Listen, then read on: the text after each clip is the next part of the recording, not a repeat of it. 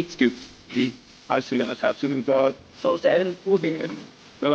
So we studio அப்படின்ற இந்த சேனலில் முதல் வெப் சீரிஸ் பண்ணுறீங்க.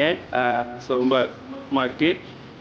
உங்களுடைய டீம் சொன்ன அந்த லைன் நீங்கள் ஒர்க் பண்ண போகிற டீம் இதெல்லாம் கேட்கும்போது எக்ஸைட்டிங்காக இருக்குது.